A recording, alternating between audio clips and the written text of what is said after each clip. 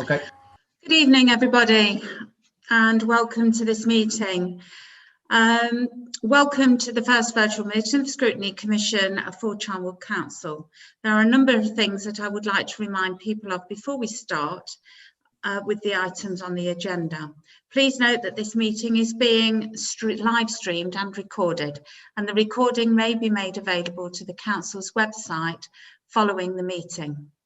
Under the openness of local government bodies regulation, people may film or record this meeting, and this is outside the Council's control. However, people wishing to film or record the meeting should do so in a way that does not disrupt the meeting. Also, so that the meeting is not disturbed, could I ask everyone present to please turn off your mobile phones or switch them onto silent to ensure that your environment is distraction-free. And can I remind everyone that this is a public meeting, so please conduct yourself in an appropriate manner. Thank you. As this is a virtual meeting, it will be run slightly different to usual meetings. Members will need to introduce themselves and state their name and confirm that they can see and hear proceedings. This is important for the purposes of recording attendance and transparency of the meeting. I will do this by undertaking an alphabetical roll call. Members will use the raise hands facility in the participant section of the Zoom software if they wish to speak, and will be allowed to do so on a queuing system. Right, I'm now going to ask each member if they're present and can see and hear the proceedings. Councillor Bolton. Thank you, Chair. Councillor Jill Bolton, I confirm that I can see and hear the proceedings. Thank you. Councillor Grimley. Thank you, Chair. Councillor Grimley here. I confirm I can see and hear the meeting. Councillor Harsh-Nicolau. Hello, Chair. Councillor Harsh-Nicolau here. I can confirm I can hear and see the proceedings. Thank you. Councillor Hamilton. Thank you, Chair. This is Councillor Hamilton. I can confirm I can both see and hear proceedings. Councillor Ranson. Good evening, Chair. I can both hear and see the proceedings. Thank you. Thank you. And I'm Councillor Seaton, and I can also see and hear the proceedings. Right. And now I'm going to do a whole roll call of Charnwood, I think, at the moment. So I'm also going to do the same for the officers, and we have a guest as well. So Councillor Jonathan Morgan, Leader of the Council. Good evening, Chair. I can see and hear proceedings. Thank you. Councillor Tom Barclay, Lead Member of Finance and Property Services. Good evening, Chair. I can see and hear proceedings. Thank you. Councillor Deborah Taylor, Chair, Community Safety Partnerships. Evening, Chair. I can see and hear proceedings. Thank you. Councillor Lee Harper-Davis, Lead Member of Community Support and Equalities. Good evening, Chair and everybody. I can see and hear proceedings. Thank you. Thank you. Eileen Mallon, Strategic Director of Community Planning and Housing. Evening, Chair. Yes, I can see and hear proceedings. Thank you. Thank you. Justin Henry, Strategic Director of Commercial Development, Leisures and Assets. Thank you, Chair. I can certainly see and hear proceedings. Thank you. Julie Robinson, Head of Neighbourhood Services. Evening, Chair. I can see and hear proceedings. Thank you. Sylvia Wright, Head of Leisure and Culture. Good evening, Chair. Yes, I can see and hear proceedings. Thank you. Thank you. Matt Bradford, Head of Cleansing and Open Spaces. Thank you, Chair. I can see and hear proceedings. Thank you. Richard Bennett, Head of Planning and Regeneration. Good evening, Chair. I can see and hear proceedings. Thank you. Alison Simmons, Head of Strategic and Private Sector Housing. Good evening, Chair. I can see and hear proceedings. Thank you. Thank you. Tim McCabe, Community Safety Manager. Chair, Tim McCabe sends his apologies. Thank you. Steve Dibner, Regeneration and Economic Development Project Officer. Good evening, Chair. Yes, I can see and hear the proceedings. Thank you. I think you're going to have an acronym for that. Okay. Andy Beard, Team Leader, Building Control. Good evening, Chair. I can confirm I can see and hear the proceedings. Thank you very much. Inspector Bott, Charnwood Neighbourhood Policing Area Commander. I think he's just lost connection, Chair. Okay, I'll come back to them. Matt Goodger, Information Development Manager. Thank you, Chair. I can hear and see proceedings. Adrian Ward, Head of Strategic Support. Thank you, Chair. I can hear and see the meeting. Sally Watson, Democratic Services Officer. Thank you, Chair. I can hear and see. And I understand that Claire Clark, Group Leader for Plans, Policy and Placemaking, will be joining us at the appropriate time. Chair, sorry, yes. Claire sent apologies, but we have got Peter Oliver here, who's the Head of Landlord Services. Oh, yes, sorry. Peter Oliver, Head of Landlord Services. I forgot my notes at the side. Thank you, Chair. I can see and hear proceedings. And Stacey Smith, Communication Officer. Stacey's not here yet, I'm afraid, Chair. Okay, thank you very much. Right, thank you for that. I've got the minutes of the previous meeting of the 12th of October, page 5. Could I ask each member to confirm verbally that the content, they're happy to receive and note the minutes? Councillor Bolton. Thank you, Chair. I'm happy to receive and note the minutes. Councillor Brooks, sorry, his apologies. Councillor Hodge-Nicolau.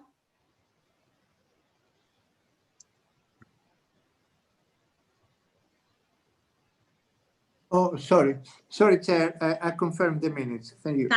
Thank you, Councillor Hamilton. Thank you, Chair. I am content to receive and note the minutes. Thank you, Councillor Ransom. Thank you, Chair. I'm happy to note the minutes and receive them. Thank you. I note. Thank you very much. I note the minutes and I will sign them to confirm that the minutes are correct. Councillor Grimley. Can I also confirm I'm happy to note the minutes? I understand you weren't here at the last meeting. Oh, sorry. Councillor Okay, Grimley. I'll abstain. That's why I missed you out. Oh, sorry. Okay, some things I'm efficient at, others I'm not.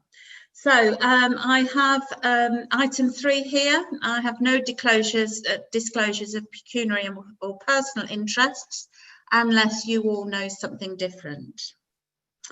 Thank you. And declarations of party whip, there are none for me to report. Questions under Scrutiny Committee Procedures 11.16. No questions have been submitted. Right, at this moment, I propose that we listen to 12B on the agenda. That's to the review of the community safety partnerships. And this is on page 186 of your agenda. Could I ask Councillor, do you want me to go to this, Sally, at the moment? Is Councillor Bott in attendance? Sorry, Commander Bott in attendance? He is now, Chair. Thank you. Yes. Okay, Councillor Bott, could you verbally say whether you can hear and see and take part in the proceedings, please?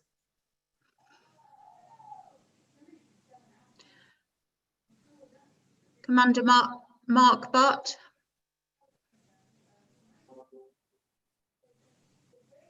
Gone again, Chair, unfortunately. Okay. Right, well, Deborah Taylor's here, so I'm going to ask Deborah Taylor to introduce the report. Councillor Taylor. Thank you, Chair. The work of the partnerships obviously been very difficult during the pandemic, but we've still maintained our contacts with our communities and supported the partnership as much as we can. This report includes the data in respect of the crime performance per beat area from the 1st of October 2020 to the 23rd of October 2020. An overall 4% reduction in all crime has been achieved, and this highlights the effectiveness of the Charnwood Community Safety Partner delivery structure. The report also includes and provides you some context in terms of both local and national crime trends and positive actions implemented by the Community Safety Partnership to address crime and disorder patterns. The table on page 188 shows the overall crime performance, and the table on page 190 shows the crimes broken down into specific beat areas. All crime has seen a reduction apart from violence with injury, which has seen an increase of 59%, which is an additional 291 offences. And at the recent Community Safety Partnership, we were given some context and some narrative around what that might be as well. There has been some initiatives carried out within the borough within the last quarters, and the partnership has also run various social media campaigns. Just to inform you as well, the partnership has recently refreshed the JAG and the JAG subgroups, and this refresh has enabled renewed participation and more targeted work. And we've also managed to continue the work of the partnership on the virtual platform, but we're all very keen to get back out into the communities to work face to face as soon as the guidance allows us to. For the next quarter is continue our partnership working and continue to understand the causes of crime. We're working closely and in partnership with the Violence Reduction Network to ensure effective risk mitigation is in place for both high-risk individuals and ensure that communities feel safe. There are several behaviour themes that run through those key areas of business, and they include exploitation, mental health, domestic violence, and drug and alcohol misuse. And the Community Safety Partnership and its wider partners are all working on a range of initiatives to tackle these issues. They're the main headlines, Chair, but happy to take any questions. Thank you very much. Has Commander Mark Bott arrived? Is he successful? Sally? Chair, he's in the meeting, but I'm not sure whether he can speak. Okay. All right then. Okay, if I put it for the committee, has anybody got any questions, please, on the community safety partnerships? No? Can I ask? Sorry, who's that? Councillor Bolton. Councillor Bolton. My hand is up, and also is sorry, someone else's. Thank you. It's very gratifying to see that all crime is down by 4%, but very concerning is the violence with injury statistic that's increased by 59%. And a question for Councillor Taylor, if I may. Is that largely, Councillor Taylor, through domestic violence, or is it other violent crimes as well?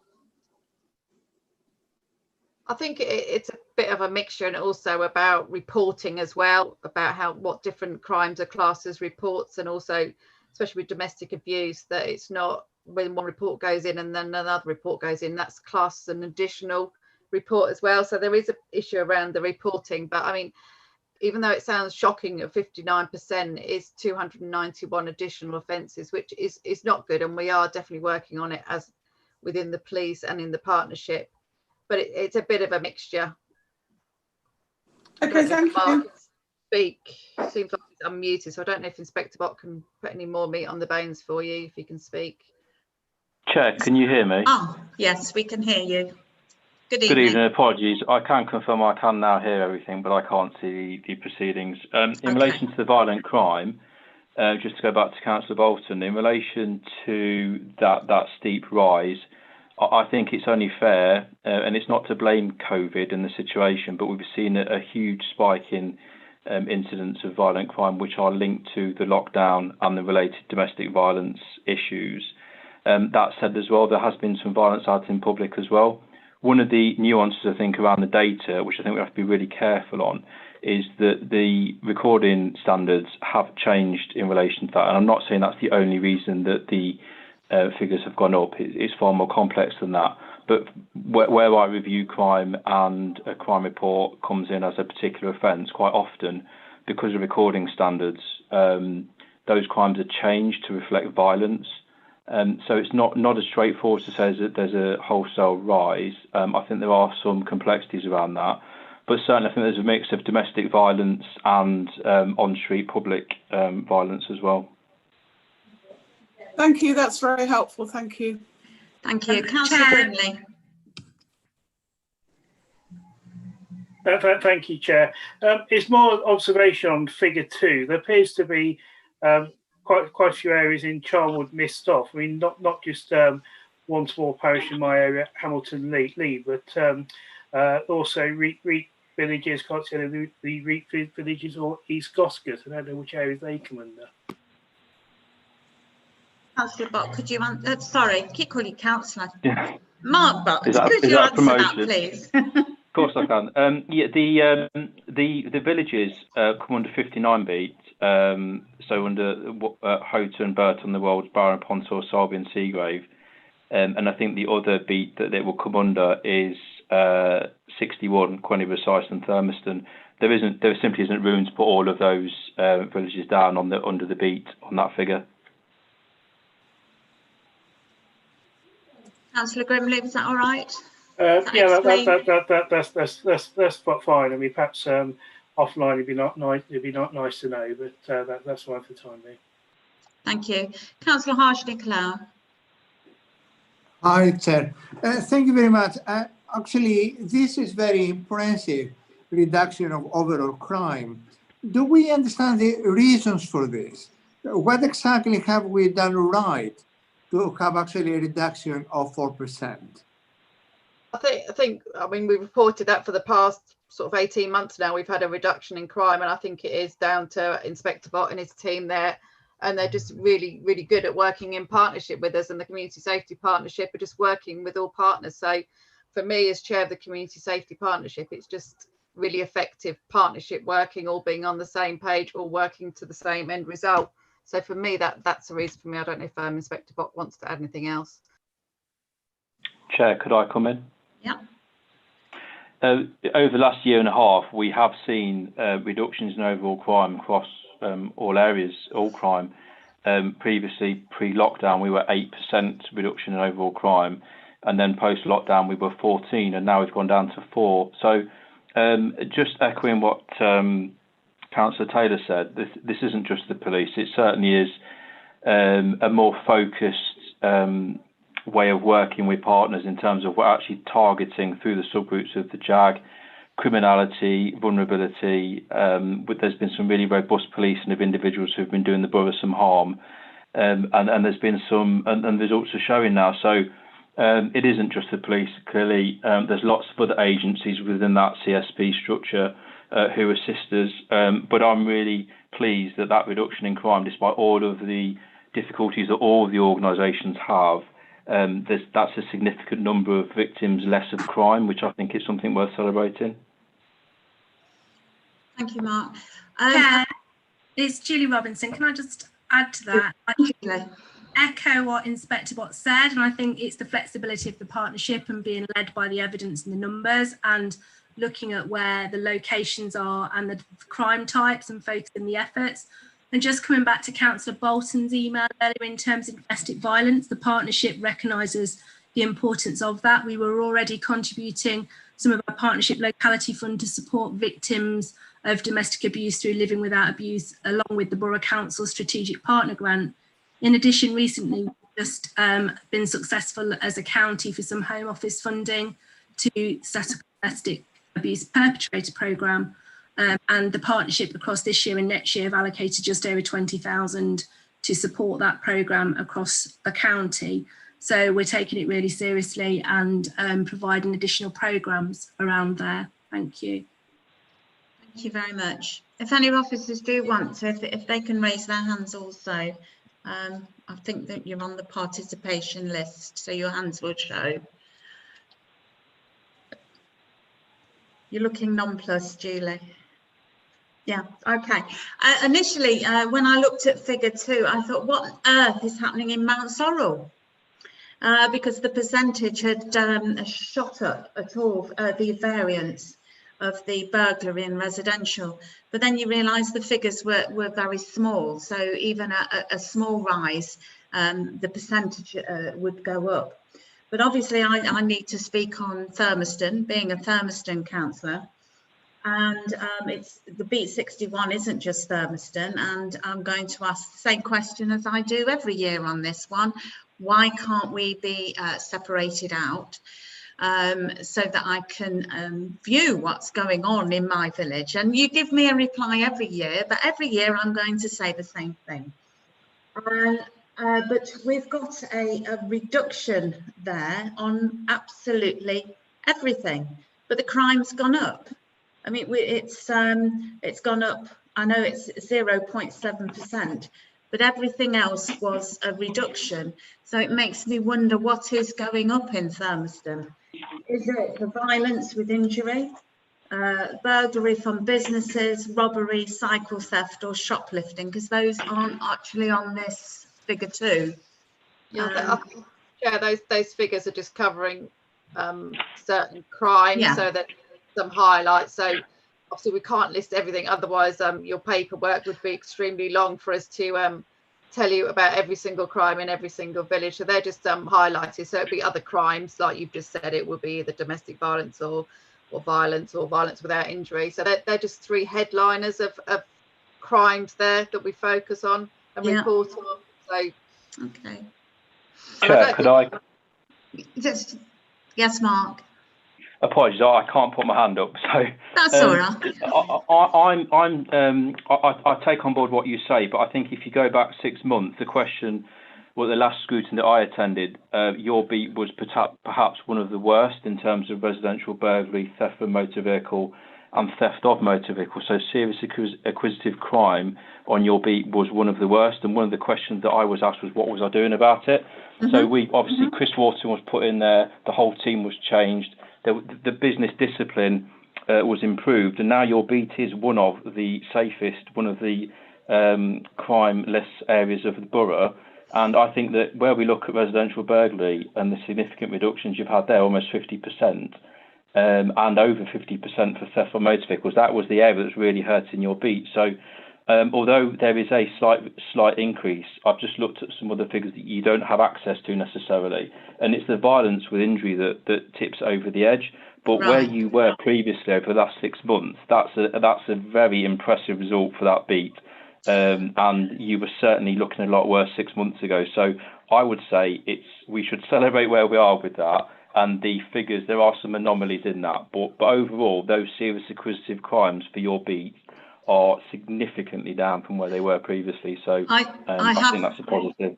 Thank you, Mark. And I have got the previous figures, so I do understand that. It's just knowing where it has increased from, because obviously it's theft from businesses. We've got the business, the shops, the shopping area. We've also got the shopping area on Melton Road as well. So obviously these are screwing the figures slightly as well. But thank you very much for making my area one of the safest areas then in Charnwood. Have I got anybody else would like to ask any questions or clarification on this item, please? No? Okay. Well, sorry, yes. we've got shot up now. Yes, Councillor Ransom. It wasn't there a minute ago. Thank you, Chair. Wow, Thank you. I don't know. Thank you for letting me in. Barrow, I'm like yourself. I'm more interested in the rural setting. And Barrow seems to be ticking along quite nicely at the moment, because they used to swing in off the A46 and the A6 and drive through the village. I hope, if Mark will confirm, our CCTV has helped, hasn't it? In reality, I don't think it's had that much impact, if you're asking my opinion. Yes. It's no doubt a benefit, but I don't think no, well, yes, it's been a benefit, but I think that's as much as I go on that one. Yeah, well, that's all, as long as, because we're thinking of inducing it to some other places in the village as well. So we're hoping that, but we're looking we're a little bit top heavy, but we're not as top heavy as we have been, I don't think. Which beat are you, Pauline? I'm Barrow. Yeah, what beat number? 59. Oh, 59. Yes. Oh, okay. Yes. You know, it's actually come down quite considerable. But they used to be noted that they used to swing in off the A6 and the A46 and do. But I think it's well patrolled at the moment, from what I understand. Chair, am I correct? Yes. Yes. Just one of the things, I sense that there's some nervousness around the villages of the borough. Yes. Clearly, there's been some really good results within the town, where the areas that perhaps get some more scrutiny with the subgroups of the CSP. But what I just want to reassure attendees is that these spikes in crimes in the villages, then it's not unrecognised, and it's not something we can't account for. We went through a spate of some low-level organised crime groups hitting the villages, and that's what skewed the figures to a degree. But in terms of the footprint, the engagement with those villages, particularly 59 in terms of those Wolds villages, I'm really pleased that as an MPA, we've sort of cast the net further. And my mantra when I first started here was that we would police from the outside in. And I think we're starting to achieve that. There's far more work for us to do, but some of the figures or nervousness around some of the increases in crime in the villages, we are aware of that, and that's forming part of our plan moving forward. Well, that's what I would like to say. Thank you very much, as also from the parish, as the Vice Chair of the Parish Council as well. Thank you. Councillor Taylor. Thank you. I just want to say I don't think we can underestimate how difficult it has been during the pandemic to police the area and do community safety, because we haven't been able to go out and do the normal stuff that we do within communities. And our main work is building that trust up with our communities and getting rid of the fear of crime, which is far greater than the actual crime that's committed in areas. But the fear is great for some people in some areas, and we just haven't been able to do that. So to get a 4% reduction in crime during the pandemic, I'm extremely proud as chair of this community safety partnership, how hard everyone's worked together on the virtual platform with no meeting up. And I just want to put that on record, how proud I am to be chair. Thank you. Thank you. Councillor Hart-Nicolau, is that an old hand? Or would you like to say something? No, it is an old hand, Chairman. Thank you very much. Thank you. Thank you for that. So I would like the Commission to have the report noted, please. Thank you very much. Right, thank you very much for attending, Commander Bott, and good night. Well, you're welcome to stay if you want to, but you probably need to tootle off to Barrow or somewhere. Yes, and your Vita as well. Good night, everybody. Thank you. Okay. Oh, it's not Tuesday yet. You need to go when it's the car meet. Sorry, you're breaking up, Councillor. Thank you. Okay, bye. Right, I'd like to move on to item 6, which is the community recovery cell, which is on page 13 of your agenda. And I'd like to ask Eileen Mallon to introduce her report, please. Thank you, Chair. I know you weren't doing a presentation, Eileen, but if you could just slightly introduce it. Thank you. Yeah, will do, Chair. I wasn't intending to do a presentation this evening. I do have a little support for you, but it's not a presentation. So yeah. Just to introduce the report, really, I'm sure members have had a look through it. You asked us to bring back an update for you on what our activity has since you last had our report in August. So what the report does is outline the key areas of work that we've been involved in, and I've included the action plan that we've been working through at Appendix A, and that details all the work in the various work streams that we discussed last time. As you can imagine, and we just heard in the previous item, this is a very dynamic environment, to say the least, that we've been working in, and that's evidenced actually by the changes just during the time we were writing the report. So when we started it, we were in a completely different tier and position nationally than we were when we finished it, and it was finalised to go out when obviously the lockdown had been announced. So we were hastily rewriting right up until the last minute, so you got the latest position. Before our report in August, in June, you did receive an overarching report where we described the council's approach to the pandemic response. I don't know if you remember that, Chair, where we went through the structure of what we were doing in relation to the wider council issues for the pandemic. And since that time, we've obviously continued our work with the pandemic, but we've also started to look at either reintroducing services that we'd kind of wound down slightly, and also looking ahead to ensure that our response as a council continues to be relevant to the next phases of recovery. So we have looked at our structures, and we are operating now in a slightly different way. So there is a table that I'd like to share with you, just so as we can explain where our community recovery now fits in to the organisation. So Sally's kindly put it up. So this just gives you an overview. We had a look at and finalised this last week at the senior leadership team to try and capture all of the different areas that we are working on collectively across the organisation. So as you can see, we are involved in a number of groups which focus on various strands of the pandemic, not just the response, but also the recovery, and I have to say also as well, the next stages. And these include a number of groups where we work with other agencies such as Public Health, Leicestershire County Council, Loughborough University, of course, and the Leicestershire Resilience Forum.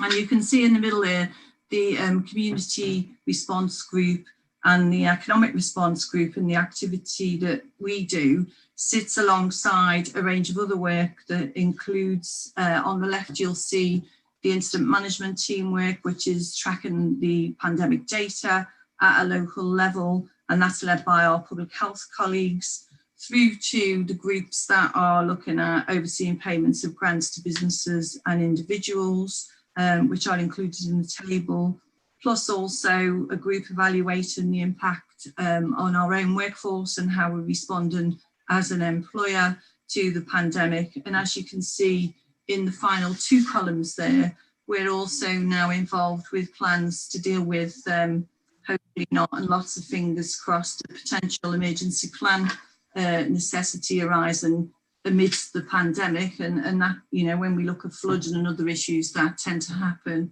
that is a possibility. So we are looking at plans for that as well, just in case. And also at supporting, you'll see at the end, the potential for a national vaccination programme.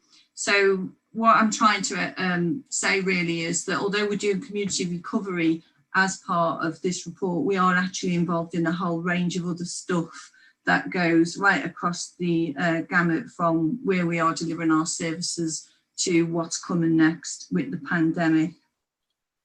What you haven't got there, Chair, is that there are numerous other groups that have been set up across the county, specifically by the LRF, and also at a local level with partners. So individual officers will be dealing at a county level, they'll be dealing at a borough council level, our own level, and also nationally with some government departments. So for example, we've had a lot of engagement over the past few months on homelessness and housing with MHCLG, and we've also had engagement with government departments in relation to enforcement and the new regulations for lockdown. So there's a lot of challenges for officers across the organisation. And I think what the table does for you is to demonstrate the wide range of the work that we are involved in. And while we're doing this, we are, of course, continuing to deliver our day-to-day services for the public of Charnwood. So you can take that down now, Sally, thank you. I don't intend to go through the report in Chair or the work programme. I'm sure members may have particular questions. There are a number of heads of service in attendance this evening who can respond to any queries on the particular areas that they are all responsible for. And obviously anything that we can't do, we'll be able to respond in writing. But there's one other thing I'd like to say really, which isn't in the report and happened after it is concluded.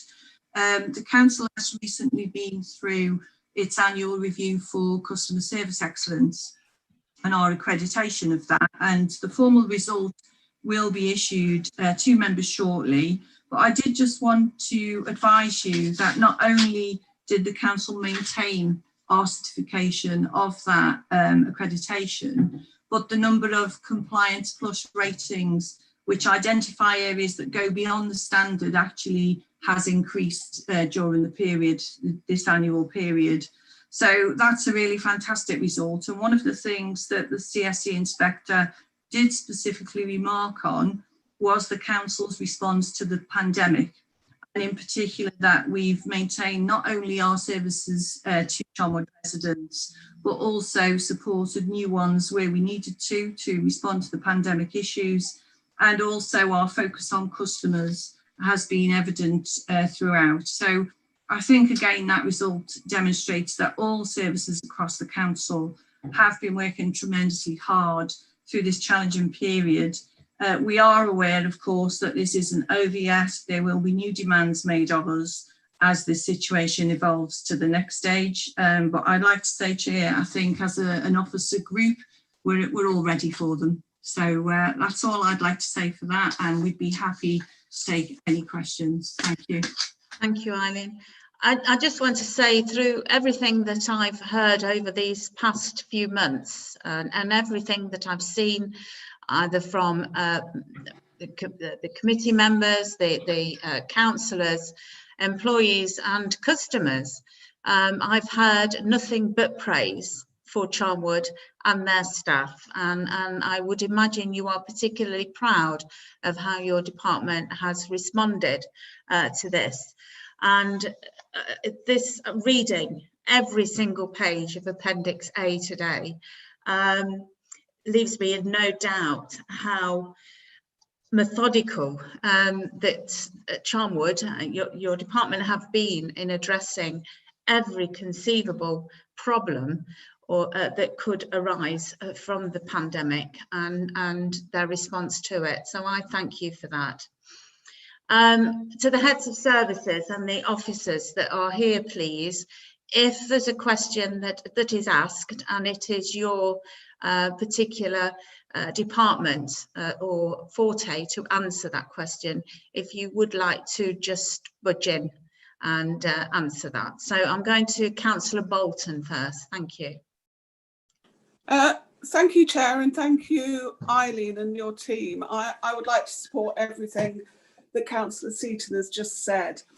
I have a question that may be slightly outside the box, but before COVID and the lockdown, there were many, many residents that used John Storer House for luncheon clubs, particularly the older and the more vulnerable people would meet their friends for coffee in the cafe, go to luncheon clubs, play Scrabble and all sorts of things. And I just wondered what we were doing to reduce the impact that the closure of John Storer House has actually had on these very sort of vulnerable residents. And of course, it's not simply the elderly. It's, you know, a lot of people perhaps with learning difficulties and other people like that. And I'm sure that we haven't forgotten these people. And I noticed that Julie has unmuted herself. So is clearly just about to dive in and respond to my question. So Julie, over to you. I'm glad you noticed. Yeah. You need to put your hand up, Julie. I found it now. I know where it is. Do you want me to do it? Yes, Councillor Bolton, we're fully recognising of that in terms of lots of the core services that we were running before they've come into John Storer, and they recognise full well about new vulnerable individuals and existing vulnerable individuals, and through befriending services and other schemes we're running, they are staying in proactive contact with all of those individuals. Obviously, before lockdown, we were starting to reboot some of those luncheon clubs and other schemes on the allotments, as were some of the other community centres. But unfortunately, because of the lockdown, we've had to shut them back down again. But in terms of food parcels, telephone support, that's still ongoing on a weekly, if not fortnightly basis. So we are staying in touch. Thank you, that's very helpful, thanks. Thank you. Councillor Hamilton. Thank you, Chair. I want to ask a question about the homelessness and rough sleeping. Now, it's good to see that Charnwood's been very successful in obtaining monies to help support this, and I think that excellent work has already been done. But my question is, does the recent lockdown, is there any evidence that the recent lockdown has resulted in additional pressures with regards to homelessness and rough sleeping? And if that is the case, do we know if there's any opportunities in the future to bid for further monies to help support this issue of homelessness and rough sleeping? Since the 10th of October, when I reported that there was 109 people we'd assisted, that figure has now gone up to 117. That doesn't mean to say they were all on the streets. They could have been at imminent risk of rough sleeping, so therefore didn't end up on the streets. So we currently have 21 people that we're placing, 2 of which are discretionary through the Everyone In. So we're still looking at how we can assist those, because we haven't got a duty as such through the normal homeless route. We were successful with the 329,943 for the collaborative bid, and as part of that, Charnwood did receive £18,652 for reconnection and incentives for local landlords. So we will be using that to assist people out of the bed and breakfast accommodation. We've recently had a further offer of 6,400, which we need to claim for cold weather provision. And today, previously, we'd had the Minded To email to say that we would receive the capital and revenue for legacy accommodation. We've had an email today to say that it has been approved. Okay. So that's for £586,000. That's to purchase properties and provide support for 3 years. So as far as what we can bid for, we've bid as far as we can. There is some further funding that's out that has been announced, which is the Protect programme, but that's for those with higher numbers of rough sleepers than ourselves. And the nearest people that have received funding for that is in Leicester in the East Midlands and Birmingham in the West Midlands. So I think we've been successful with the bids. So now what I need to do is to go out and purchase the properties and get them up and running for the 31st of March so that we've got legacy accommodation for 7 people for the 30-year period. Okay, that's excellent. Thank you very much. Thank you very much for that, Alison, coming in there. I think my question also is to you, Alison, and it's really just to understand what reconnection incentives are.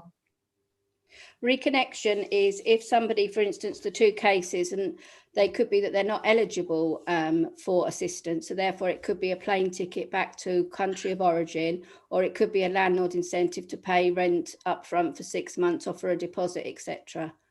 So it depends on the options available to that person and what they're eligible for in relation to resources going forward. Thank you very much. Thank you. And I think one of my questions would be to Julie Robinson about the virtual seated exercise videos, and something that came up, and it is on your work programme as well, about residents being able to have appropriate IT to be able to cope in lockdown, and how are we able to help those people that haven't got the IT capabilities and cannot they access these things that are on offer? Because I presume this access to 5 virtually seated exercise, are they videos or do they have to have a computer? Would that be you, Julie? It would, Chair. We're very mindful of all different mechanisms to be able to people to be able to access. So we've done a range of things. We've done online content. Through John Storer, we've actually done a small scale IT initiative through GiftCaf in terms of allowing people some access to a device, but that's on quite a limited basis. In terms of that, we're also contacting people by the old-fashioned way, so by telephone and by post, and we are distributing actual physical activity packs that have got sheets in and equipment in for people that are interested in continuing their seated exercise, and we are touching base with people to make sure that they're all right. So through deliveries, we are delivering physical activity packs, we are doing online content, we are doing telephone calls, and I'm sure some of those DVDs are going to become more DVDs. So if people have got a DVD player, we're going to be posting those out as well. Well, it's a very good take up as well on the October half term. You had over 5,000 people on the programme, so it's a very good take up, really, wasn't it? I bet you were pleased with that. Oh, it's always difficult, but we always try to try and put things out on multiple platforms. Obviously, younger people are more able to access that, but we're mindful of age and access. So we're also mindful for our falls prevention programme that's important for older people to be able to make sure that they continue exercising for their bones and their density to prevent falls. So yeah, really pleased with the uptake across the board. Thank you very much. Chair, we've also done some work in the sheltered housing schemes through Peter's team delivering those packs. So, and obviously the welfare calls. I don't know if Peter wants to come in and give any more detail about that. Well, if I can jump in just before Peter answers that, because my next question was for Peter, so we could do kill two birds with one stone. And it does see PO to speak, but the first time I saw PO, I just thought post office. That just shows my age, doesn't it, PO? So the question I wanted to ask you, Peter, was about broadband access for TV. I presume the note that I'm reading is about the sheltered accommodation, and I know that was a problem. Is it something that Charnwood are able to address in most of the sheltered accommodation now? Thank you. Okay. In respect of the first query from Eileen, in total we did around 16,000 calls to vulnerable tenants, so that's our lifeline customers, our sheltered accommodation customers, and we also called all of our customers who are aged over 70 living in general needs accommodation. In respect of the second part of the question, which relates to digital access, there's a couple of things we were looking at anyway. The digital shift is coming soon, so our alarm systems currently all run on an analog system, and so we're expecting to roll out a digital door entry and communication system within all of our sheltered blocks at some point over the next couple of years or so. So that will bring with it a little bit of kind of enhanced interactivity if we decide to, depending on which suite we go with, or will at least allow the potential for us to upgrade in the future to something along those lines. The note that you've read in the action plan is we're also looking at what we can do in respect of broadband to see what's feasible at all of the schemes and what a scheme would look like. Okay, thank you. And just one more, because I'm hogging it, but I can't see any more blue hands. Jill, is that a old hand, or do you still want to come back? You're on mute, Jill. Yeah, do you want me to do it now, Chair? Yeah, you do it now. It was just to say to Julie that if you need anything delivered to residents in Shelthorpe, just let me know, because I walk around the ward most days at the moment. So I'd be really, really pleased to drop off leaflets or anything with residents that don't have access to computers or whatever. Thank you, Councillor Bolton. We'll bear you in mind. Okay. Right. Are there any more questions that you would like to ask on this community recovery cell work programme, which is absolutely amazing to read? As I say, it covers just absolutely every question you could conceivably want. It's certainly a lot longer than we last read it, because things have progressed, and this is a moving and alive document, and it's added to, isn't it, each time where there's an additional update. You've got here about the Loughborough Wellbeing CAF, and it says they've got some funding to do some work. I'm very, when I look at this, and I come from this side of the borough, and I know there's a lot of activity going on, John Storer House, Wellbeing CAF in Loughborough, and I'm thinking, what about poor old Birstall or Thermiston or Syston? And I have looked through this, and I can't see anything that is answering that question behind, but it's got to be there, because your face doesn't look as though it's not. So if you'd like to just fill me in a bit, please, Julie. I need to learn to manage my face, I think. But, Yeah, so those organisations might be based in Loughborough, but they are delivering across the borough, and we are really mindful of that. And we are working with other organisations that are situated in the borough. So from a food bank perspective, we're working with food banks throughout the borough, including ones in the south of the borough, and we are referring in terms of John Storer, although they're based in Loughborough, they're delivering across the borough. Loughborough Wellbeing Cafe of doing online stuff. So are accessible across the borough and are delivering some stuff to people with low-level mental health that are beyond befriending. And we've got some funding for them to be able to continue that. So that's really supportive, and it helps them and it helps individuals out in the community. We are looking at other things with health service around some mental health work in terms of pilot, and some funding potentially coming from them to support the VCS sector as well. But we are working throughout the borough. Is there any way, thank you very much for that answer, Julie, but is there any way that parish councils could, not necessarily now, but help in the future with loneliness? Because obviously from this, it's highlighted, if it needed to be highlighted, that loneliness can lead to a lot of mental conditions. And is there a possibility of parish councils having the information where these individuals are and being able to offer services to them, or drop them off letters of something that they might intend to do in their parish?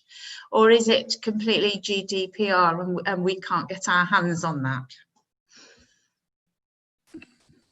I think you might have answered your own question, but in terms of GDPR, there is obviously issues around sharing personal data.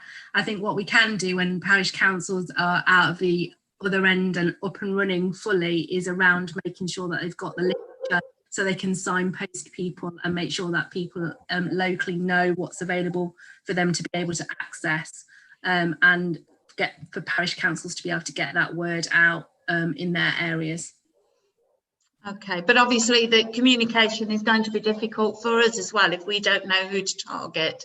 I don't know whether it's something that Charnwood can do in the future of a parish. Let's just pick on Thurmaston. If we did a particular thing on a particular day regularly once a week, you could then send something out to the vulnerable in that particular area to be able to target the intended participants or whatever. Yeah. One of the other things that we're doing separately is we're working really closely with the CPGs and the GP practices. All right. So GP practices have got social prescribing officers and link officers, so they are socially prescribing activities in their localities. So we're just trying to set those up with what's happening in localities as well. So if GP surgeries know about it as well, the person who's based there can socially prescribe and signpost individuals to that activity as well. So we're using GP surgeries as well. Okay, thank you very much. Councillor Ransom. Thank you, Chair. I was just to enlighten you where the Wellbeing Cafe is concerned. I must thank Charnwood for giving a very generous grant to us, as I'm part of it. It does excel itself right out to Shepshed, Birstall, you name it, it does. We have loads of online volunteers doing online activities like yoga, you name it, we do it if possible.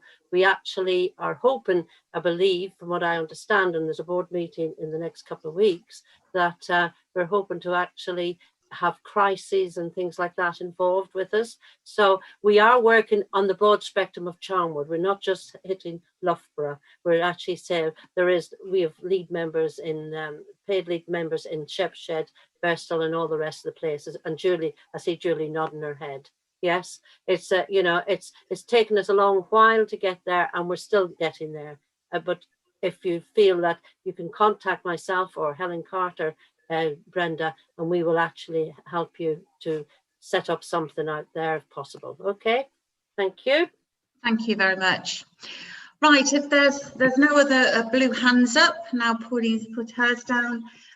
So I'd like the committee to a note of that report, please. Thank you very much to the heads of service that have attended. Thank you very much. night. Right, I'd like to move on to item 7, which is a retrospective review of commercial property purchases, and that is page 44 on your agenda. Right, Justin, are you there? Yes, Can you introduce the report, please? Thank you. Certainly, Councillor Seaton. So effectively, a Scrutiny Commission requested a retrospective report some months ago on purchases that had taken part. What has been shared with the Commission and published are effectively the supporting reports behind the respective decision records to acquire said properties. There are elements of that report which still fall under the exemption rules of paragraphs 3 and 5 of Schedule 12A of the Local Government Act of 1972. Well done. Predominantly those, the financial performance of those assets, we can talk about that within the broad context of percentages, but we should not discuss those in terms of pounds, shillings and pence. Thank you very much, Justin. Thank you. Right, at this point, I'm going to ask members of the committee if they have any questions that they wish to ask. But I also need to remind you that any question that relates to the exempt Appendix C, you must inform us prior to those questions, please, because they are exempt to public. So are there any members of the committee that require any further information or clarification on the retrospect review of commercial property purchases? Councillor Hamilton, and you understand about Appendix C? Yes, I will not be making any references to the exempt Appendix C. Thank you very much. This, in a way, is almost like a part 2 of a question. I asked a question at full council, and it's a part 2 of that, which was really about the purchase in Belton Road. Now, it was. I understand the concept now. So I asked a question about the internal versus external borrowing, and I understand the concept that it is financially advantageous to use internal borrowing. That's fine. But from the report itself, it's not clear to me within the report is what are the associated downsides of that. So financially, yes, I get it, that it's better to do that, but it's not clear what the impact is in terms of opportunity cost. Is it things, if you do internal, does it mean there's certain things we cannot do? Does it mean, or there are certain things that have to be delayed? In other words, does internal borrowing, although financially advantageous, come with a health warning of a downside? Can you explain that, please?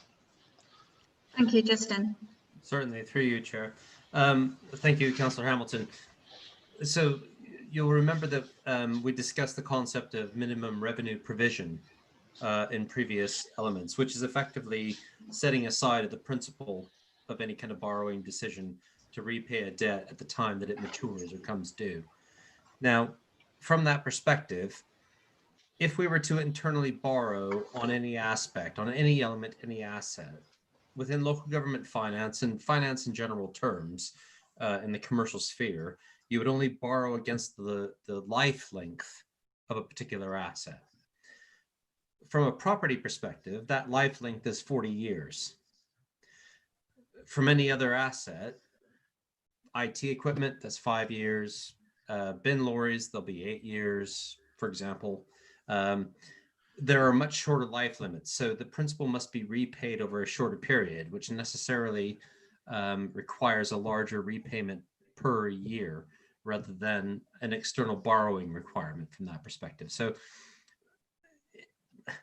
I don't wish to become too complicated in this respect, but I guess what I'm trying to extrapolate here is, if you're going to internally borrow on an asset, in terms of repaying that principal, it's better to do it over a longer life in terms of a revenue cost against the budget than it is a shorter life.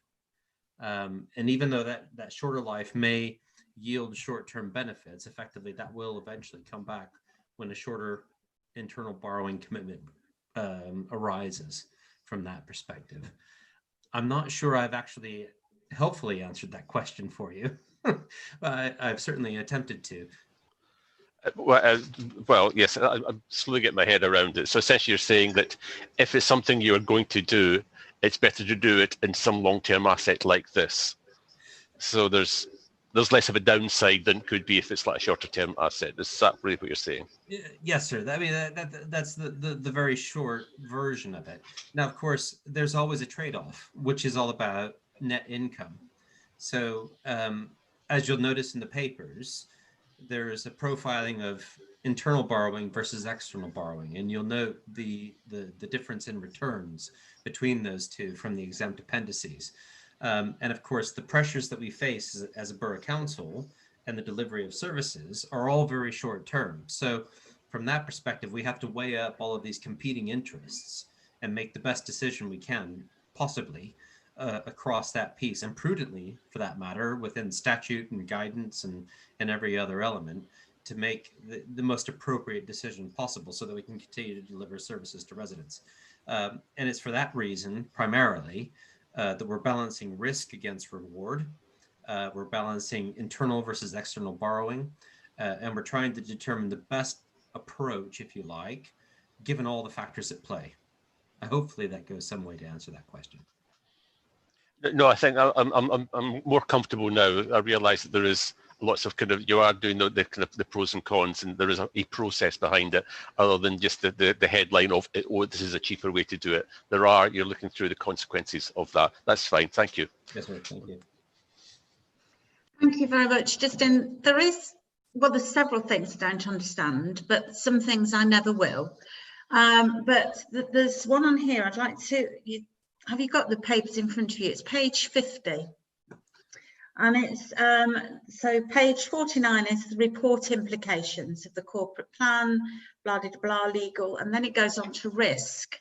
So page 50, we've got this sort of plan, traffic light system here. Yes. So going down that, it's all fine, or most of it is green, until I came to the moderate one, which is the microeconomic, which you explained to me the other day, which was fantastic, thank you.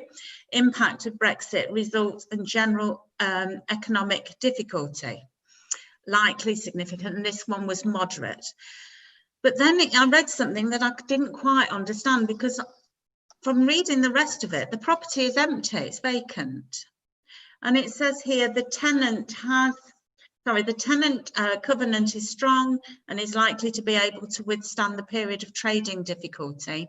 This will be monitored and managed. The tenant has fared fairly well, blah, blah, blah. I thought, and I may be completely wrong, that this was the vacant property. Councillor, no. No, right, there you go. The vacant property is actually 14 Marketplace. Yeah, that's what I'm looking at. The Enterprise Centre. And from that perspective, I certainly hope that those two aren't confused. And if they are, it's a typo. This one is not vacant, it is tenanted. And the comment, if you like, against that risk remains the same and is unchanged. It's a read-on from the 14 Marketplace. So it's carrying on from 14 Marketplace. That's why I couldn't quite understand it. I do apologise. That will be a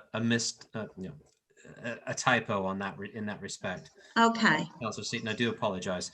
You're just trying to make sure I've read it, don't you? Well, that's absolutely right, Councillor Seaton, and I'm pleased to say you've won the gold star. Thank you very much indeed. I feel really good. But no, from that perspective, Bevan Road is not vacant. No. 14 Marketplace is vacant, but of course there is a difference between the two acquisitions. So yes. Belton Road is very much about income generation, which you'll have seen the impacts of that laid out in the exempt appendices, which is a very positive step forward. From a 14 Marketplace perspective, it will become commercially viable within a number of years. But at the moment, given the fact that it's not actually our capital outlay, it's part of the town deal initial allocation, there's a very large wedge of social value add within that perspective. We're talking about the Careers and Enterprise Hub. And from that perspective, when we talked about the capital plan, the capital strategy, and that balance of social value versus return, that's where 14 Marketplace kind of falls into the picture from that perspective. Right. I understood all that. It was just that bit that confused me. So thank you very much. Councillor Jonathan Morgan. Hello there, Chair. Thought I'd say something. I kept quiet during the last item because everyone was saying exactly what I would have said, which was how amazing the officer team had been during the recovery period. But I thought I'd chip in somewhere on this one. Councillor Hamilton, I sort of thought about the answer I gave you at full council, and so thank goodness you actually raised it again, because actually I'd sort of been thinking about something I hadn't said at full council, and listening to Justin, I thought I'd sort of chip in a little extra bit. As part of our treasury management, one of the things that we do is obviously look at the investment returns that we have on our money in general circulation. So effectively the sort of cash flow. And in the sort of good old days, you could even put your money on overnight sort of bank lending to gain a few extra pounds. I remember my old finance director, the last thing she did at night before going home, sort of 15 years ago, was transfer literally every single penny in the company's accounts into the Lloyd's overnight account to earn a few extra pounds before the first thing that she did in the morning was take it off. And thank God she always came in the morning, because we would have been stuck otherwise. But it's all about earning that little bit of extra cash from money that effectively is just sitting there and not actually doing a great deal, not particularly attractive. It's not particularly sexy, but it is money in the system, and it's sort of cash flow that can be used. So one of the things this is about is actually making that money work better for us as an organization. So rather than actually earning virtually 0%, which is what most of our cash flow is actually earning these days, and you'll see if you go through the Treasury accounts that we have got investments in all sorts of places, but actually the investment returns are these days particularly poor, but we have increased that incredibly well over the last couple of years, and Councillor Barclay, I know, is nodding away because it's been one of his pet things to make it work harder. But one of the things that certainly Justin has brought to us is actually an additional way of actually making that money work harder. And obviously, by being able to actually sort of notionally lend it to ourselves at 0.5%, that's substantially better than actually most of the internal sort of cash flow borrowing that we've managed to achieve in other investment regimes. So this is, for us as an organization, it's another way of effectively making our cash work harder.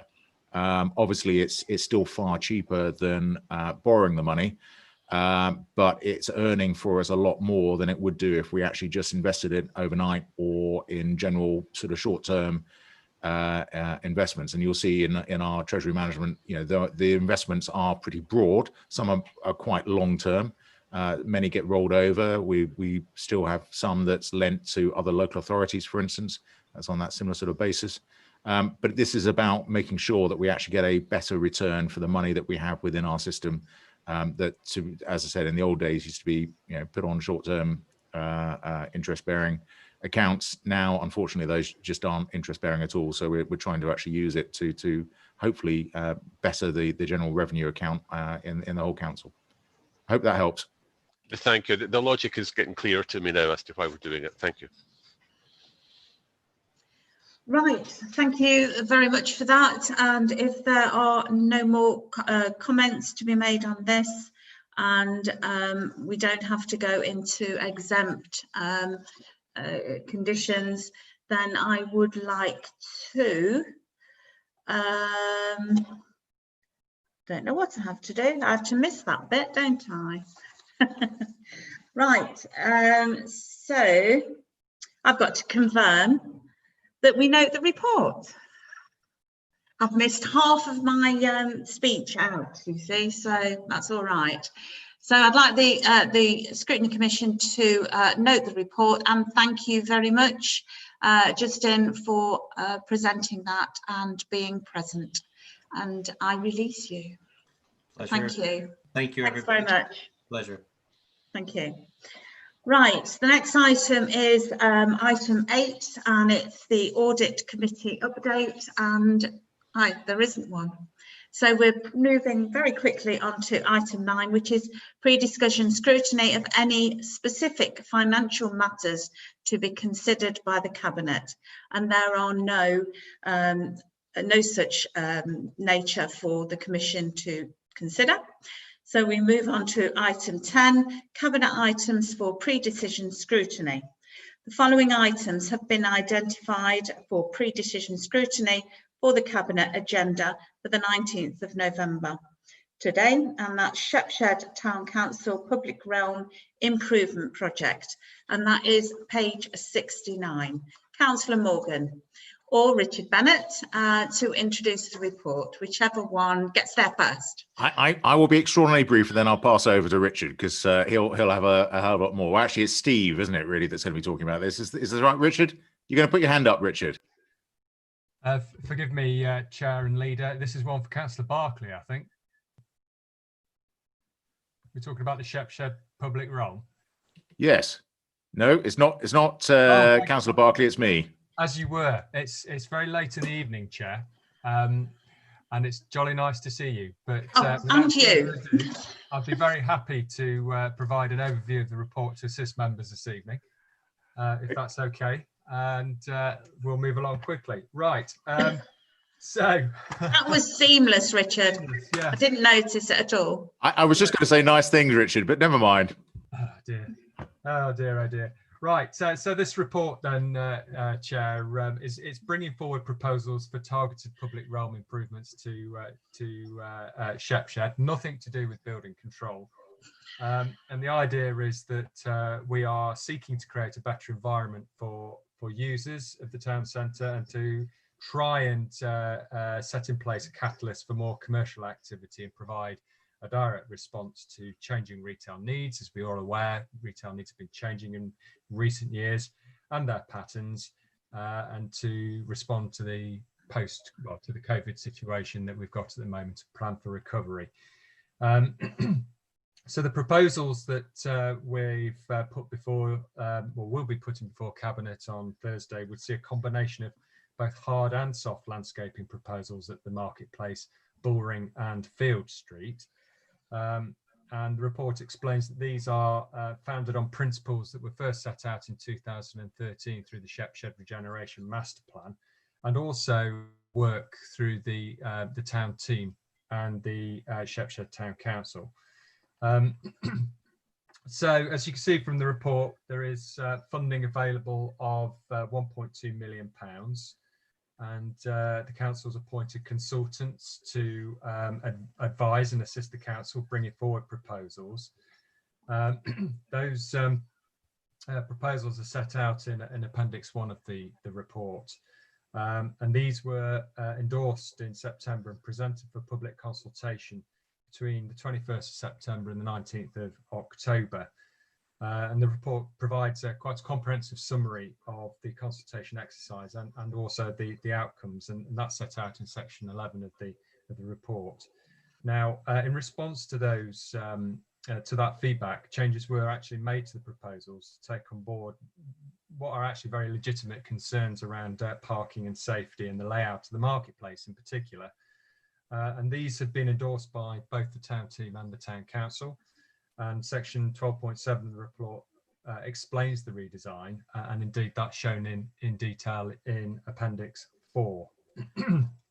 Now, the cost of the scheme is expressed as an estimated range. We won't actually know what the cost of the scheme is until we receive tenders from contractors further down the line. But potentially it could be between 1 million and 1.4 million, and therefore there's likely to be a shortfall of 215,000 at the top end of that range.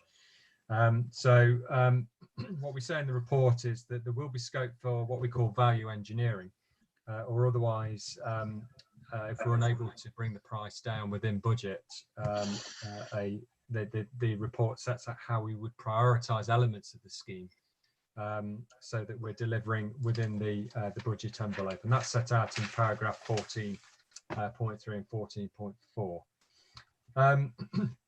Finally, just to mention that the report explains the pressures that we're all experiencing from COVID, and the Shepshed public realm scheme is no different. And we need to be very aware of the impacts of COVID in terms of supply chain, contractors, prices, and all these sorts of things as we go forward. So there's a few paragraphs on that in the report which helps members to understand some of the risks around moving the project forward. So that's an overview. I'll be very happy to assist you with questions, and I have brought my phone a friend this evening, Steve Dibner, who's the project manager, who will be able to assist on some of the more detailed questions that members might have. Thank you. Chair, can I just jump in and just say one additional thing? It was really about the funding. So 1.2 million, as Richard outlined, it's roughly in the middle between the lower and the higher sort of figures of the cost estimates. But the 1.2 million, half of that is match funding from the LEP, which is obviously very good for the area and very, very good for us as a borough. And the other sum is obviously money that's come through Charnwood through the additional sums that are obviously outlined in the report. But I have to say 1.2 million as an investment in Shepshed, I mean, it is really good news. It's probably one of the biggest single investments we've managed to make in the town, and will, as you can see from the images, make a significant difference to the centre of the town.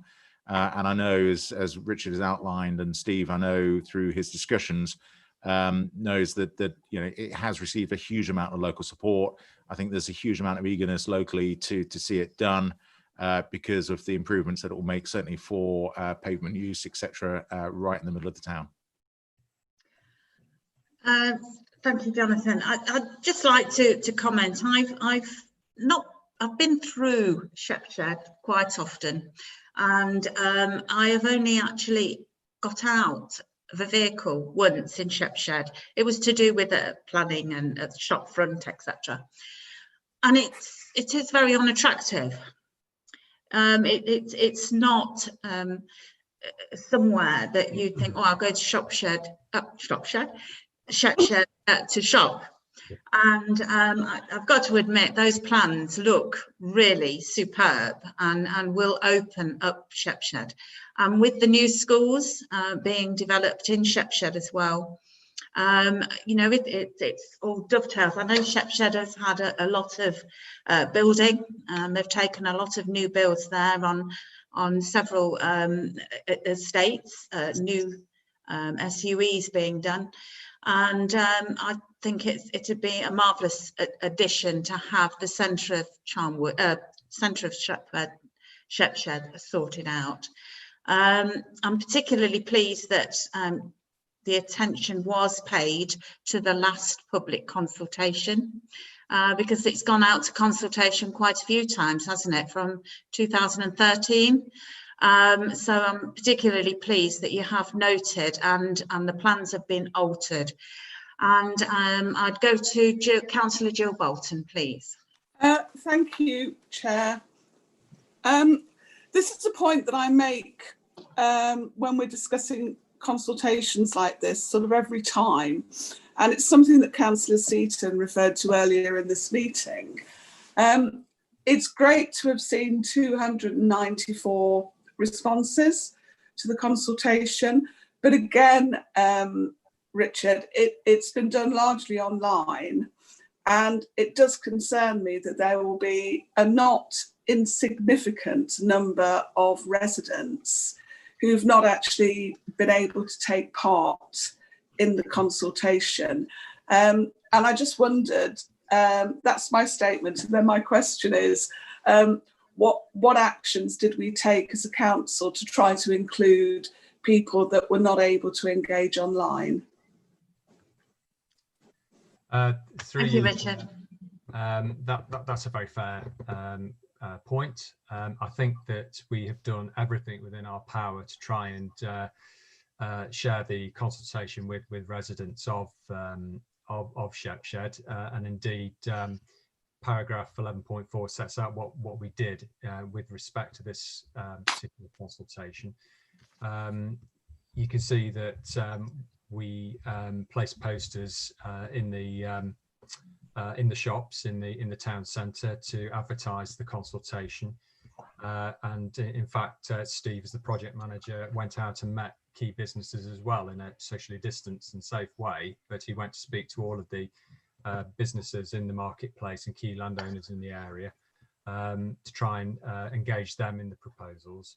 And we provided information boards at the library and in the marketplace as well in an effort to engage people. So I think under the circumstances, we did what we could. Unfortunately, you know, with COVID, you know, we weren't able to do sort of drop-in surgeries or anything like that, which we have done in the past. And you can see also that we did press releases and radio interviews and other social media releases trying to get the message out there. I think it is very difficult. I think this kind of consultation can sometimes be quite dry to the wider public sometimes, and the response that we got actually I would suggest was pretty good under the circumstances. And Steve might want to say a bit more about the response rate, particularly in comparison to the Bedford Square one, for example, which happened earlier in the year outside of, I think that was outside of COVID, the other one. He's nodding. So Steve, did you want to say any more about the consultation? Thank you, Richard. Thank you, Chairman. Yes, I mean, when Richard mentioned the Bedford Square in Loughborough, where we were able to hold, if you like, an exhibition where people came in, and this time it was obviously very different and under difficult circumstances. I would add we did on the posters give a postal address for people to write in if they wish to make any comments, in case, for example, they didn't have access to a computer. So that was available, as well as we did a Zoom meeting, a bit like this, but as a webinar to allow people to have an experience the presentation. But it has been very difficult. But we've engaged a lot with the town team and the town council, who obviously have their finger on the pulse of people's views in Shepshed, and we engaged with them on many occasions through this process. And so we were relying on their, if you like, local knowledge of residents' views to help inform the designs as well. That's great. Thank you, Richard. Thank you, Steve.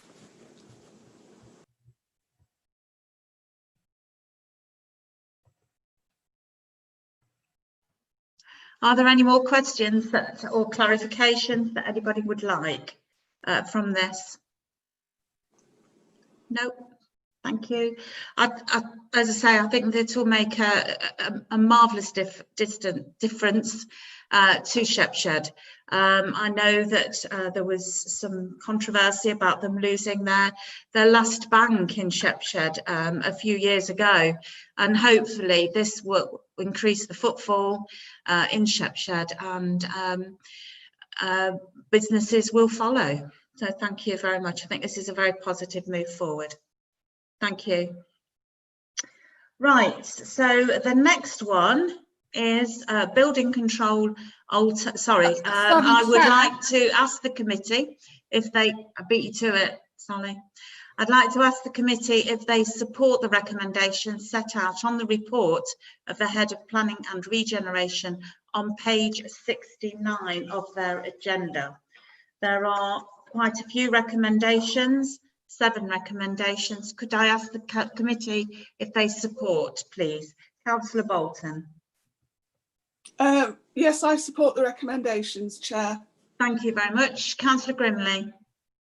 Thank you, Chair. I support the recommendations. Thank you. Councillor Haj-Nicolau. Thank you, Chair. I support. Councillor Hamilton. Thank you, Chair. Yes, I support the recommendations. Councillor Ransom. Thank you, Chair. I support the recommendations. And I also support the recommendations. Thank you. Right, it's item 10B. Thank you very much, Richard. I think you're off the hook now and you can go home. Thank you. Well, you are home. Building controls, alternative service and delivery report. Councillor Barclay or Richard Bennett. Thank you. Thank you, Chair. I'll just do a very brief summary and then hand over to Richard. Richard is doing I hope he's not. He's I not told him he can go. I know you did, and that's had me worried.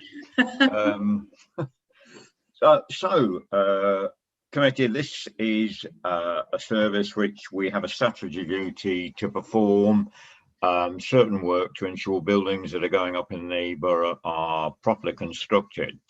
So there is statutory non-fee earning income, which we can't make a profit on, and there is also statutory fee earning income where we can make a profit on. There's great competition out there in the private sector for the more remunerative work, but we are left with the less remunerative work. Now, over the last couple of years, we've had a couple of goes at trying to get this resolved, and at one stage we were thinking of forming a local authority trading company, which in the event it was decided, having come back through the team, that wasn't considered a good way ahead. We then considered service sharing with Northwest Leicestershire, and in the event their head of building control resigned just before we were about to do it. So we're now left with the scenario of being asked to take over the building control from Northwest. They are going to remunerate us both this year and next year for the non-statutory, providing statutory non-fee work at a rate of 36,000 for the remainder of this year, 148,000 for the next year.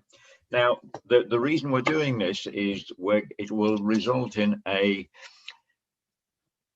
two members of staff from Northwest tubing over to us. It's one full-time equivalent actually, and also some agency staff. The agency staff will be covered by Northwest Leicestershire, I think, for 100% for the first 6 months and then 50% thereafter. But the real thing that we're trying to do is increase income from the fee earning statutory work and also advice. The building control section gives advice on a consultancy basis to other departments within the council and does work such as that. But what we're really trying to do is restructure building control within Charnwood to make it more attractive, career attractive, to recruit people in who can market and provide our services, not just in Charnwood, but in Northwest Leicestershire, to increase income. Now, the successful failure of it very much depends on attracting the right staff. This exercise will save us about 20,000 a year, which in honesty isn't hugely significant. But what it does do is give us a future that we can build on. And eventually we may be able to attract other councils in to use our services or look at the local authority trading company again. But that's the end game. But at the moment, that's where we are. And that's a very, very brief introduction of what we're doing, and I'll let Richard fill in the gaps that I've left. Thank you for that, Councillor Barclay. Through you, Chair.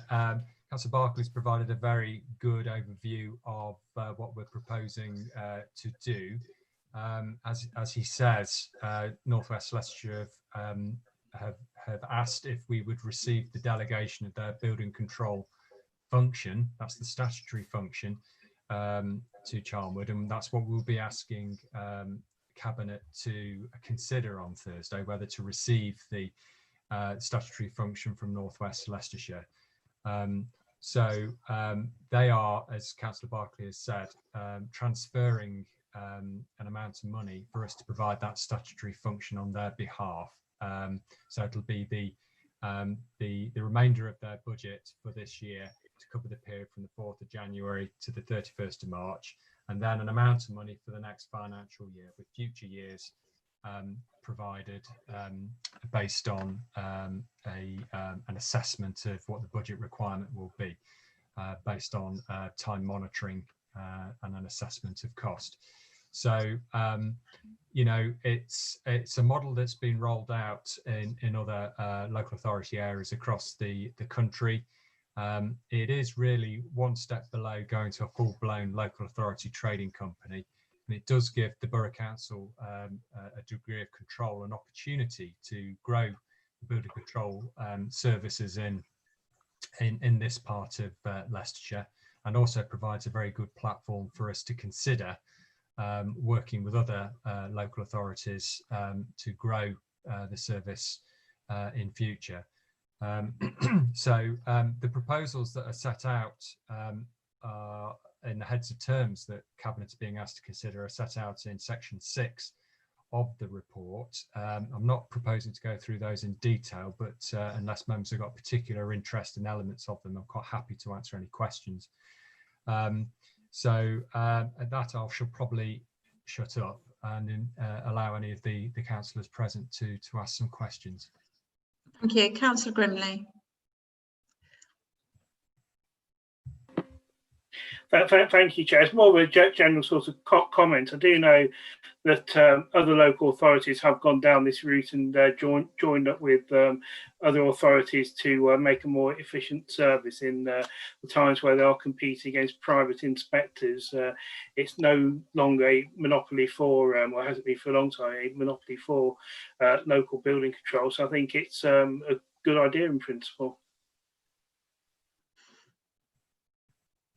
Thank you. I know my son's not long had an extension, and we didn't go with the council. I know shock horror. It was aggressively approached by another company, and it was marginally cheaper and promised to be quicker, and that's what my son went for. So hopefully this will enable you to be more aggressive, but nicely, and be able to get more of a business there. And it's not joining forces with them, is it? It's doing their work for them. Yes, so it's not actually joining. Yeah. So what I would like to ask for is, you've got the vacant posts are unattractive to the market, leading to reliance on agency workers beyond 6 months, which is a moderate risk.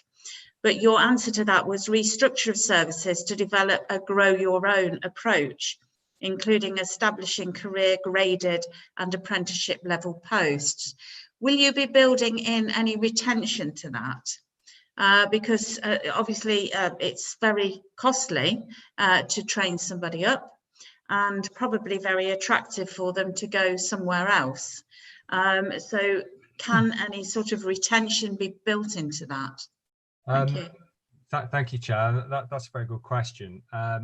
What we're competing against is a private sector where people can join companies and be offered things like lease cars and quite high salaries.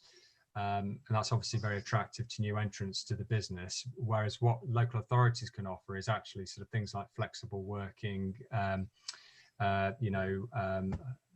holidays.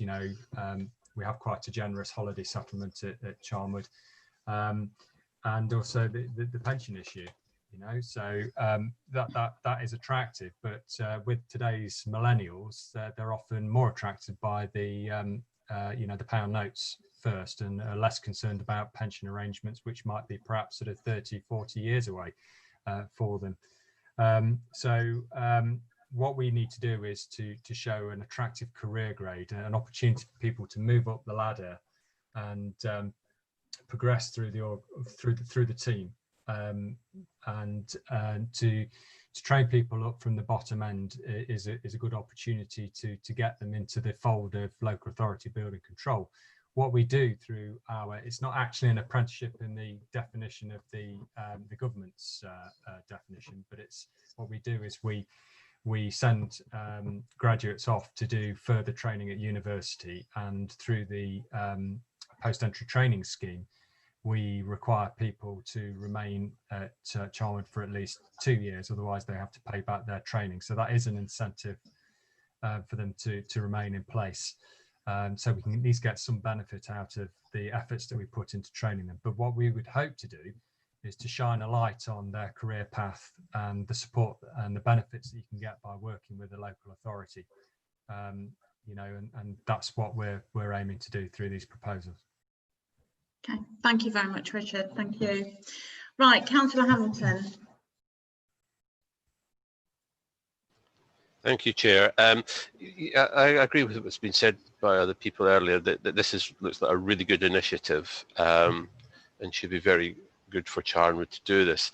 The question I have to ask is really about, we're aiming for what we call cost neutral, providing the service in a cost neutral manner. Now, what do you mean by that? Because when you ever go for cost neutrality, the reality is you're either over or under shoot cost neutrality. You'll never hit it, and if you'll have a corrective mechanism. So is this going to? So there'll be some annual adjustment to correct, but of course that always means a delay in the correction. Is there any concerns about cash flow issues if you actually it costs you a lot more than anticipated? Through you, Chair, and Andy might want to provide some assistance with this question as well. Under the Building Act, we're required to determine applications for building regulation approval to ensure that the statutory fee earning account, that's dealing with building regulation applications, maintains cost neutrality, taking 1 year with the next. So if we make a surplus in 1 year, then we either reduce our fees in the next year, or we reinvest that money in the business, either by taking on more staff or improving our back office systems or whatever it is. If we fall short, then we have to consider reducing our costs, our overheads, or increasing our fees. So it is quite a difficult way to manage a traditional local authority sort of function. Andy, did you want to perhaps offer a little bit more colour on that? Yeah, thanks, Richard. I mean, essentially, cost neutrality is not as exacting as it sounds. I think the legislation says plus or minus 9%.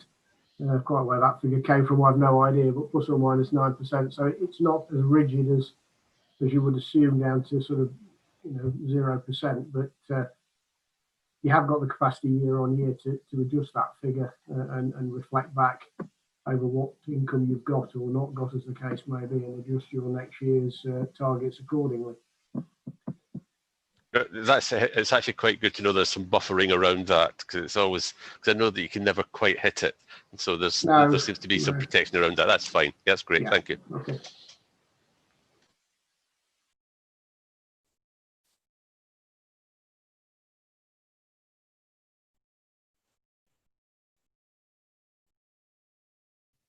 You're muted, Brenda. You're muted. You're muted.